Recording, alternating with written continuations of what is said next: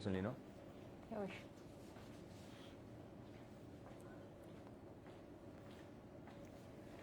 Welcome viewers. This is Afrin here hosting the Sims Hospital live sessions with our interactive doctors and all. And today with us we have Dr. V Suresh, who is a consultant maxillofacial surgeries and is actually has an experience of more than 10 years in maxillofacial surgeries. He is also expertised in various craniofacial surgeries, maxillofacial surgeries and corrective jaw surgeries and so on. And thank you so much for joining us, sir. Thanks. So today with us, he is actually going to talk about the TMJ joint. So he calls it the Underdog joint. And first let's begin by asking, what is this TMJ joint, sir? Well, to start with, I always call it as an underdog joint because this is something which is more like an unexplored territory one way, and the other part is like, nobody thinks about the TM joint as an entity which could have a problem, which is actually a very big problem if you actually look at it. So if I say what is TM joint, if you carefully analyze your face and see, there is only one part, or rather one joint, which is actually movable. What other part moves? Nothing else moves except this joint, which helps you open and close your mouth. And why is it so important? You talk, it moves. You eat, it moves. You scream, it moves. Anything you do, it moves. So you cannot stay without talking or without eating. So you need that joint very much. So that's why I always call it as an underdog joint, because this is something which is very, very, very important, which has not been explored much. And what is TM joint? TM joint is nothing, it's just another joint of the face which is movable, so which is formed basically by the lower jaw, which is mobile, and the upper part of the jaw, which is a stiffer or rather a stable joint. Okay, now it actually plays one of the most significant role in our face itself, right? Correct. Yeah. So now, what are the disorders usually that affects the TM joint? Well, if you look at the disorders, there are like n number of things which are coming up day in and day out, which say what are the problems that are happening with the TM joint. It can be now when you say TM joint per se, TM joint is not the joint proper alone. When we say a TMD, that is a temporomandibular disorder, it basically encompasses not only the joint proper but also the muscles which are surrounding that area. Now, for example, if I tell you your posture is wrong because you have a problem with your temporomandibular joint, will you accept it? You will not. Generally, it doesn't happen. What happens is people do not understand that they may have a shoulder pain because of a joint proper muscle here. There are muscles which are around this small joint, which in itself is an enigma. Now, when you have all the muscles which are around it and you have a problem, a fatigue of those muscles, you have something called as a temporomandibular disorder. So that is like you may have headaches, you may have a pain here, you may have a pain in your neck, it may radiate till the shoulder, and we have got enough and more documents now to prove that a posture of a person also changes gradually. That is, your movements, your gait, everything starts changing gradually because of these kind of disorders. So it's not a small thing but a very large thing if you look at it that way. That is from the very superficial part of the muscles part. Now if you go to the pathology part of it, there are, like, if you may have a problem from a birth of a child. During that time itself there may be some disorders, like there may be no development of the joint per se itself. There may be a problem where there's something called as ankylosis, that is the joint gets fused, so that is also a temporomandibular disorder. There can be malignancies in a temporomandibular disorder. There can be a hyperplasia, that is a joint can grow very big or can be very small. So basically it has got a growth center. Now if you remove that growth center, the whole growth of the child or the person stops. So you will have a facial whole deformity just because of one particular joint area. So it encompasses a very wide range of problems, from a very small thing to a very large thing. Never did I think that a muscle here will be connected Correct. to a posture. Actually, it is quite informative and quite new also, sir. Yeah. So now, since you are talking about all the facial muscles and all, there is also, I have heard about this thing, facial pain. So what is this myofascial pain actually? Now, myofascial pain is something where you actually have facial pain that is happening all over this area, very generalized. Now, if somebody comes to me and says, I'm having pain here, is different. Somebody comes and tells me I have pain here, is different. You understand? There is a difference in the two. As in, now if I have a pain in this particular tooth, I will point out and say I'm having a pain here. Now if I say I'm having pain here, that means there are a lot of other things which are involved. Maybe a muscle, maybe an eye, maybe a this. There's so many things that is. So when so many structures get involved together, we call it as myofascial pain. It's called as MPDS, that is myofascial pain dysfunction syndrome. There are a lot of now in our hospital, when we do master health checkup, we have made it as a protocol to check the joint for everybody. Now what we have discovered is, on an average, every day you will have at least 2 or 3 people who have a problem. Okay. It is that rampant. Like, it may not be a joint proper problem, but everybody is having other issues of these kind, you know. You get headaches, you don't realize it is because of this. So you get jaw pain, you get neck pain. This is all comes under myofascial pain. Okay, now you have mentioned that like every 2 person in the MHC, I mean the master health checkup, people have this pain. I want to know how frequent is this myofascial pain? This is just getting more and more frequent. Okay. Why? Because it is primarily related to something called as STRESS, basically stress, nothing else. Okay. Now, if I say, are you stressed out? No, I'm fine. Now, my definition of stress and your definition of stress are two very different things. For a layman, a stress may be just tension. I am not asking you about that. See, me giving you an injection at that particular time is also stressing you out. Obviously.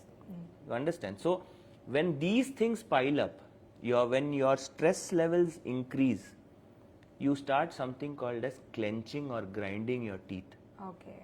Which you would have heard many people telling that I have this habit.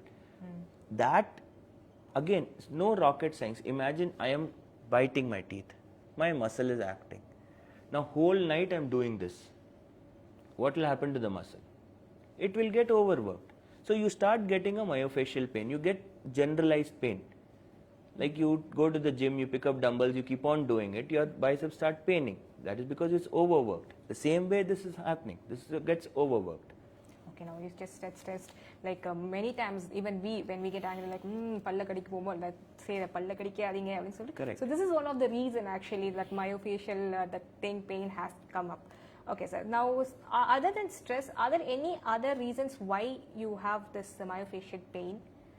See, primarily it is stress, but stress can also be because of so many other reasons. Now, when we say stress, like there are people who are having anxiety disorders. Okay, they get anxious very soon. So what happens is, these all get accumulated. I will not tell all my issues to somebody. I don't vent it out. So it is there in my mind. Over a period of time, what happens is that keeps on accumulating, and during your sleep, involuntarily, without your knowledge, you are actually clenching. That comes out in that form. So you will see most of these people who are actually bruxers, they are called as bruxers. Basically, the process is called bruxism. So they are called as bruxers. Are the ones who are clenching the whole night. Morning, they are all pretty much okay. You know, most of it comes out in the night. So that is the main etiology. Now, there are other factors also that play a role. Like, for example, there have been studies where they said that, you know, if you have teeth which are missing, or when you have fillings done or a cap done which is not sitting properly, and then you have a muscle, you know, sitting, the muscle is acting just to make your joint sit properly, those are also factors. But then latest studies have refuted them. You know, they say that it may not be because of that also. So that is again very debatable. But then what we have seen is that primarily it is stress and medicines related. There are a lot of other factors which are, you know, medically related. You're having some other disorders of any sort, syndromes and this and that and all. So these are all factors which play a major role. Any other major medical disorders that will cause myofascial, sir? Just to know. See, for example, somebody who is on a neuroleptic, any kind of a neuro medication for a very long time. Okay, what happens is that makes the capsule of the joint weak. Okay. So people, now the joint is like this, it's supposed to move like this and come back like this. Now when the joint capsule per se becomes weak, there are tendencies of it coming off. So when that comes off, gradually it starts giving you pain all over. So these are also conditions, but then you need to weigh and see which is more important. Now somebody who is on a neuroleptic medication is not there just because he wants to eat chewing gum and bubble gum. He is there because he is having some other major issues. So we need to see that, and then based on that. Now, since you mentioned chewing gum and bubble gum, does it also affect the TM joint actually? I feel chewing gum and bubble gum are better. Better, okay. I may be criticized for that, but then I have always felt that they help a lot in your muscle building. Okay. So I guess In that fact, is true, right? Like yeah, for reducing I have the facial weight. I have seen people, when you, for example, like if you have a decay in your left side, okay, a tooth which is decayed on your left side, what do? You don't eat on this side. You only eat on this side. What does it do? You are making the muscles of this side weak. I agree that the whole thing works together, but then compared to this side is working more, which in turn, over a period of time, will make this muscle start becoming weak. And then when it becomes all right also, you start eating, you start finding that it is still painful. Okay. Because that's a muscle related stuff. Okay, sir. So now how do we actually know that the person is having this myofascial pain and it is somewhat related to the TM joint? Well, if you want to actually know whether there's a problem or not, it's only the doctors which can diagnose, to be very honest, okay? It doesn't come up with, and in maxillofacial surgery, of late, TMJ has created a lot of, talk around it. So every day there's something new which is coming up. So for example, if I tell you TM joint issues, basically like we come to know when we see somebody who is having habits, clinical features. Okay, so for example, you come to me and you tell me, no, I have this habit of grinding the teeth. First of all, you will never know. The person who is sleeping or lying next to you only comes to know whether you have been grinding or not. Okay. So we see whether the teeth are treated, flattened up, all those things. We see the tongue's position. We see your jaw's position. We see whether there's bone growth in the jaw. So there are some very clinical, typical features which will make us feel that, okay, there can be this. Now, again, if I tell you that, say, the first molar tooth on the top, it doesn't have decay, it doesn't have any gum issues, but still it is having pain. What can it be related to? So generally if you go, people will only relate it to decay. But then they will say, okay, I don't have a decay. So what is it next? Now what if I tell you that there is a problem in this muscle here, which is actually radiating there? Okay. We have had patients here who have always felt that what is the relation between the two? You just give them a local anesthesia block here and they say there is no pain here. So it is all interrelated like that. So that is how we diagnose that, okay, fine, probably we are leading to that. Okay. There are block tests that we do just to anesthetize that particular area and see whether, that is happening, not happening. If you are having eye pain, you are having swallowing difficulties, you are having ringing ears, you are having, these are the stuff main. You will not feel that this is related to the TM joint problem. What if I tell you the eye, you are having a pain behind the eye, kind of a feel, headaches, okay, ringing of ears, swallowing difficulties, neck pain, shoulder pain, and all these are related to a joint problem. Okay. These are all, this is how it works. It is quite interesting to know that these are all actually interlinked together. So as doctor said, we cannot diagnose it by ourselves, I suppose. It is actually, we need an expert definitely, because we never know as a layman. Even I never thought that just having grinding my teeth, I'll have some joint problem, or my pain in the head will have some joint issues. So any other layman, terms to know that, okay, there might be an issue with the joints. See, many a time what happens is people come to us saying that, when I open my mouth wide, there's a click or there's a sound comes. Okay. So a sound coming may be an information to you that there can be a problem. But medically speaking, a sound without pain need not be treated. A sound with pain is only treated. So these are the two very different. These are cardinal signs. You know, if you have like this, you make a sound, does not mean you need to treat that. Same way, basically the joint has got a small pillow-like stuff in between. It's called the disc. So when the disc slips, you get this click. Okay. Okay.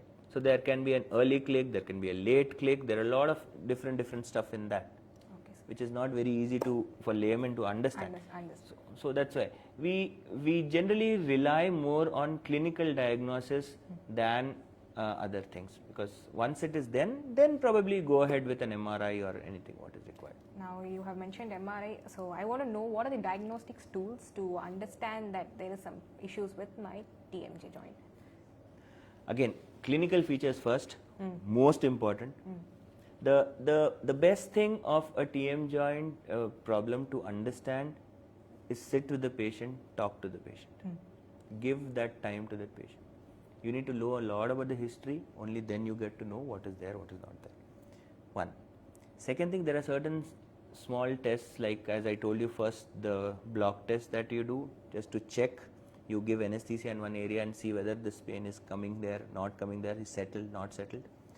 And three, there is something called as a pressure loading test, or also called as a Mahan's test. Basically, it's nothing, just you take a wooden spatula, tell the patient to bite, and if there is any problem on the opposite side, that means there is a joint problem. If there is no pain this side but there is pain this side, that means a muscle problem. So these are certain small things that you understand.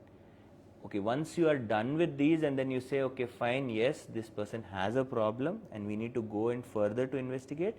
Gold standards for MRI, for a TM joint issue is an MRI, because we don't check bone. What we are checking is the disc, which is between the two bones. That rupture, that problem can actually be a more problematic thing. Okay, sir. Per se, now I was diagnosed with TM joint issues. So, what are the treatment options that is available to cure the TM joint disorders?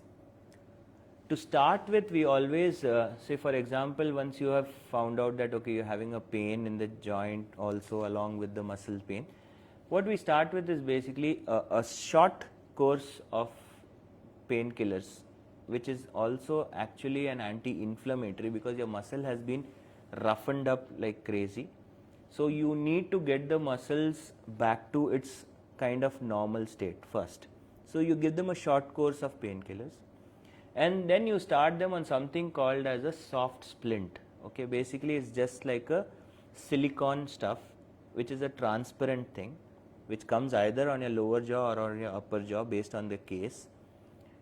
And then you tell the patient to wear it continuously, except while brushing, while eating, and maybe I tell them not to have it when not to wear it even when having something hot. That is, if you're having a coffee or tea, I tell them to avoid wearing it because of distortion issues, nothing else. So almost 80-90% of the cases get settled with just the soft splint. Now you need to wear it from anywhere between 2 weeks time to 3 months time. Okay, that is the first line of treatment. Studies have it that almost 95% people get settled with only this if they regularly wear it properly. And then we start tapering it. Basically we start reducing the amount of time that they have to wear it, whether it is only in the nights or whether it's only in the daytime, slowly, and then you get rid of it also. That settles it down. Now by 3 months, say if you don't have any kind of a relief with that, then you go to the next line of treatment if you are having a proper joint issue. Okay, the joint proper, which is called as just cleaning of the joint, is called as arthrocentesis. Basically you just clean up the joint. So on and so forth. From there on you have treatments, other treatments, like in case if there is any further problem, you got a scopy which we do here, like it's called as TM joint arthroscopy, where you just put a camera inside to actually visualize what the joint is, what is the problem. Sometimes there are some adhesions which are there which is creating a problem, there is some blood issues which are creating a problem, there is some disc issues. You can visualize it properly and then do the treatments accordingly. And then finally, if nothing is there, then obviously you have further line would be to open up the joint. Okay, now you have mentioned this arthroscopy. Sir, I want to know what is the access point for this arthroscopy actually? How do we access the joint? When we do the arthroscopy, arthroscopy is basically the only difference between an arthrocentesis and an arthroscopy is arthrocentesis is a blind procedure and arthroscopy is under vision. So you have certain points in the joint which you have to mark, and then you open up the joint and keep the patient in an open joint position, and then the scope goes in. We have got a very small scope which is like only 1.9 in diameter. So when you go inside, you enter the back wall of the joint and then gradually go up forward, and you can actually see the whole joint beautifully like a scenery, and then you know what is happening inside towards the inner aspect as well as towards the outer aspect. So the best part of the joint arthroscopy is that there are levels of arthroscopy. You got a level 1 arthroscopy, level 2 arthroscopy, and a level 3 arthroscopy, which is also based on the number of holes that you're putting inside further. So you can actually just put a scope inside, and then if there is probably just a adhesion, you can clear it up with the first level arthroscopy itself. If it is something more that you need to coagulate something or something, you can just do it with this level 2 arthroscopy. If there is a disc tear per se and you don't want to do an open joint surgery in that, then you can do something like a level 3 arthroscopy where you can put 3 different ports. You can put one to visualize, one to for the expansion of the joint, and the other one you can actually do the suturing of the whole disc in that. So that's a very impressive procedure, so I suppose. It's got a very steep learning curve because it's a very small joint, but then yes, it has its own major advantages. Yes, that's nice. I actually wanted to ask you one more major important question. So, does it have any age-specific or gender-specific factors, sir, for this TM joint disorders? I wouldn't call it like to be an age-specific and a gender-specific thing, because gender-specific definitely not much. The difference is there, but then relatively much less. But then if you look at age-specific thing, now it is initially we used to find that people more in the geriatric age group and all, or probably I would say middle-aged, and those people had other more of issues, primarily probably because they were more stressed out than what the people were then. Nowadays you find people even to be honest, yesterday I had a patient who was 16 years old and she had a problem. So I am now trying to find out what else can be the problem. See, there are certain things which are like, as I told you, there are, from the birth you have TM joint issues. Okay. So you need to level up which kind of problem is there with whom. Now, if what we are talking about facial pain and all, yes, there are people who are even 16, 18, 20 who are having more of these issues. In fact, of late, if you look at it, the younger age group, I'm talking about the 20s and the 30s, they are the ones who are having more of facial pain than the people who are of the elderly age group. No, I suppose actually the younger generation now is the one who's more stressed than the one older actually. You can blame it on stress, but then yeah, that's how it is. The lifestyle has changed, so that's played a major role. That's so true, sir. Now getting back to the previous question, that treatment. So you said that there are other surgical options also. And would you like to name any few, sir, the surgical options? Well, surgical options we've got for like you have an open joint surgeries. See, open joint surgeries are pretty much common and have been practiced from yesteryears. They've been there for quite some time. Now, as simple as like suppose if a joint is fractured, you used to open it and then you used to fix it up with plates and screws, which has been there from quite some time. But nowadays people have started doing that also with scopes. So what we do is generally we put a scope inside just to visualize it, and then we put plates in that also. So that's how it. Now mainly most of the surgeries have been happening open joint, and it has grown from small things to as large as even replacement of joints. Okay. So now, for example, we say that the medical management did not work out. Yeah. The small surgeries that you mentioned did not work out. And what is the end treatment, sir? Well, the end treatment is like any other joint, probably, we end up, if there is any problem, like when we say end stage disease of a patient who is having, so we do something like how they do knee replacement or hip replacement, we do a TM joint replacement. So we have, that's at, I would say, that is the newest baby in the market, where people have started doing things now. When I say now, it is relatively new because it's like 15, 20 years, 25 years down the line. It's when it started, and then India is obviously catching up now. We are very happy to say that probably our unit here in SIMS, we have done 6 of these joint surgeries, which probably I'm not sure about the figures, but what I have got information is that probably we are the only ones who have done so many joints. So the joint surgeries per se, when you have a total joint problems for any reason, for example, we have patients where the whole joint is blown up so much that it cannot be repaired. There are arthritic cases which are so bad that the joint is totally destroyed. Or there are some, as I told you, ankylosis issues which have spoiled the whole joint.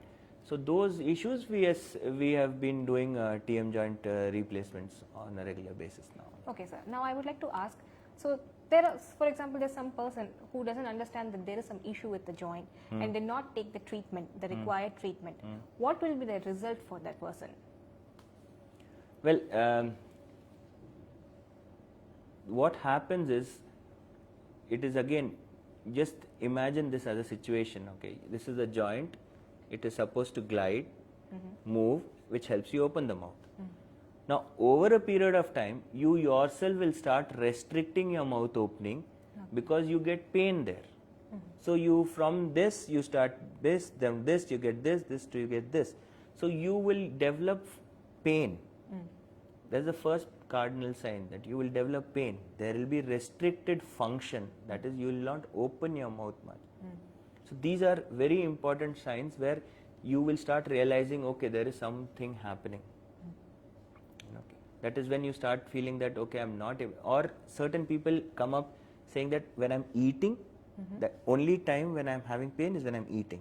So when I'm clenching, that force which goes here gives me pain. Which again means that you are having a joint pain. So what will you do? Tomorrow you'll start eating less. You will start eating softer food. So the hard stuff becomes soft. The soft stuff becomes semi-solid. Semi-solid becomes liquid, because you are yourself getting stressed out about whether I should eat or not eat. Now there's a big notion when people feel that I don't eat non-veg, so I'm not eating hard. Yeah. Well, for me, eating murk or kadle muttai is harder than eating bone. So I'm not looking at those stuff. I'm looking at what are you eating, not like vegetarian, non-vegetarian. So it does matter. Okay, sir. Now the end question I would like to ask: what is the prevention for this TM joint issues? Well, to prevent TM joint issues, first of all, very easy for me to say, very difficult for you to do, is reduce your stress. Okay, I can sit here and say that you reduce your stress, and we had yoga day, so you do yoga and everything will settle down. It doesn't work out. That is the primary basis of most of your TM joint issues. Actually, I won't say TM joint issues per se, but the whole of myofascial stuff, if you actually look at it. So try to reduce your work levels, your stress levels on as much as you can. If you feel that there is a problem you are developing in any sort, try to treat it early. There are enough number of people who are well trained in TM joint issues.